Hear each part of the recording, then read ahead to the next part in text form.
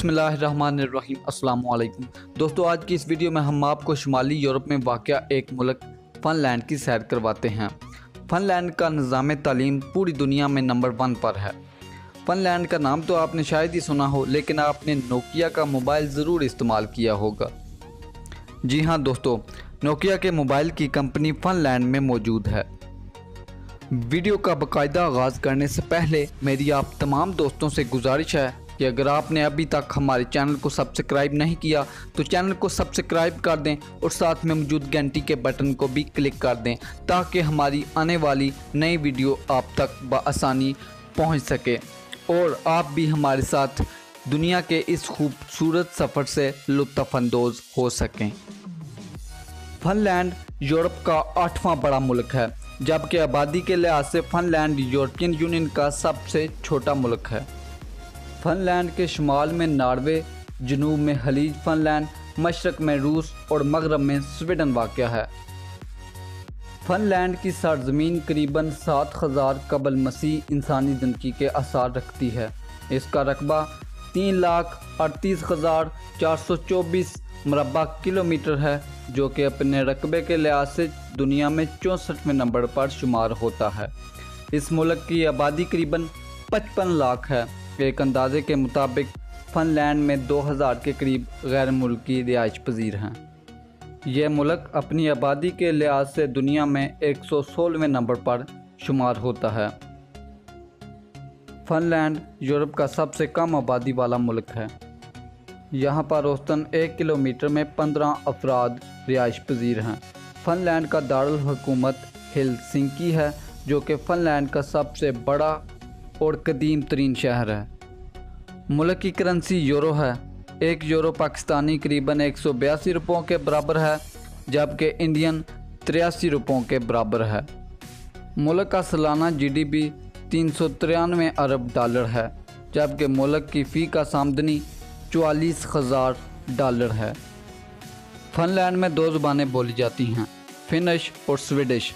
अगर आपको दोनों ज़ुबानें नहीं होती तो परेशान होने की ज़रूरत नहीं, आप इंग्लिश से भी काम चला सकते हैं। फ़नलैंड में इस्तेमाल शुदा 10 प्लास्टिक की बोतलों में से 9 वापस रिसाइकलिंग के लिए भेज दी जाती हैं। मुल्क में 93.4% फ़न, 5.6% स्वीडिश, 0.5% रशियन मौजूद हैं। फ़नलैंड में जब कोई PhD करता है तो इसे एक टोपी और एक तलवार से नवाजा जाता है। फ़नलैंड में बच्चों को 7 साल की उम्र में स्कूल में दाखिल कराया जाता है, जबकि पाकिस्तान में करीबन 3 साल का बच्चा स्कूल में भेज दिया जाता है, जिससे बच्चा इमोशनली डैमेज होता है।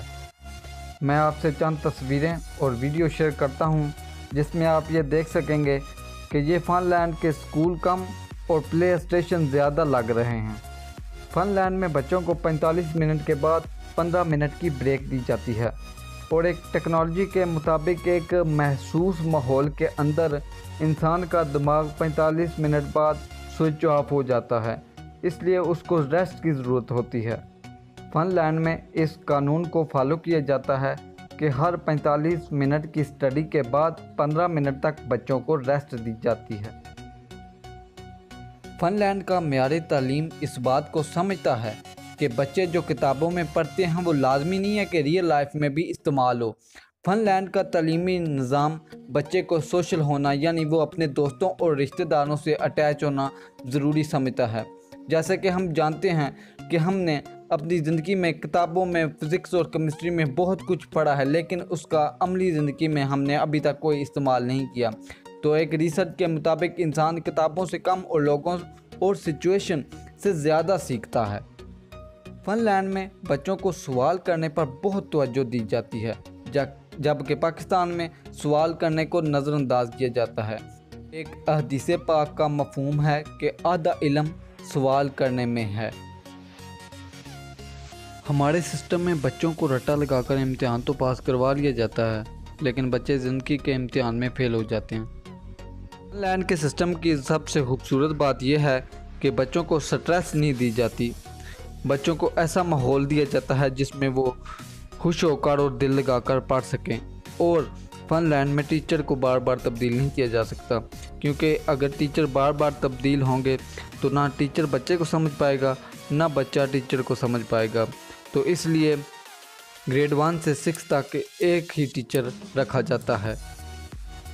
فن لینڈ کے تعلیمی نظام کے مطابق انسان کتابوں سے کم اور انوائرمنٹ سے زیادہ سیکھتا ہے، اس لیے تعلیم کے لیے ایک اچھا ماحول ہونا چاہیے اور والدین کو چاہیے کہ وہ اپنے بچوں سے اچھا تعاون کریں اور اپنے بچوں کا بہترین دوست بنیں، تاکہ آپ کا بچہ مستقبل میں بہترین دوستوں سے بچا رہے۔ فن لینڈ میں ایک ایسا کھیل ہے جس میں تمام لوگ اپنے اپنے موبائل فونز پھینکتے ہیں اور ان پھینکے جانے والے موبائل فون میں شاید ہی کوئی ایسا موجود ہو جو ٹوٹنے سے بچ جائے۔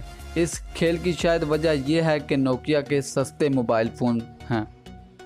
55 لاکھ آبادی رکھنے والے اس ملک میں 50 لاکھ لوگوں کے پاس موبائل فون موجود ہیں۔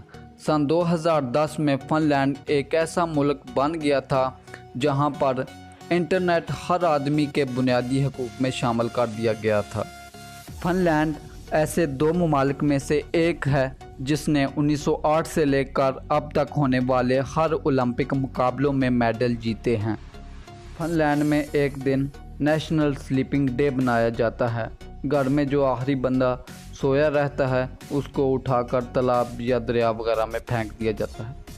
فن لینڈ میں استعمال شدہ 10 پلاسٹک کی بوتلوں میں سے 9 واپس ری سائیکلنگ کے لیے بھیجی جاتی ہیں۔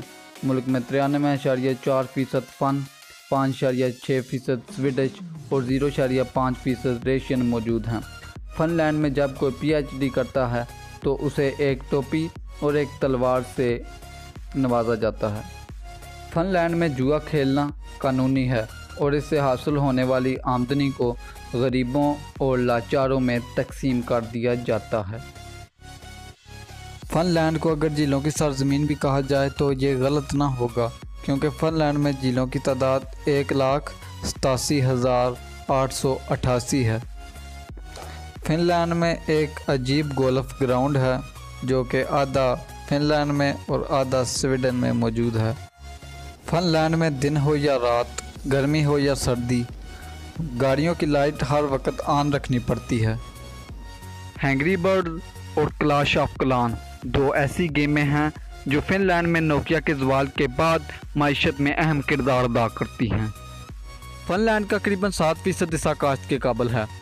صرف 4% عوام زراعت کے پیشے سے منسلک ہے، 20% عوام انڈسٹری سے، جبکہ 75% عوام کے شعبے سے منسلک ہے۔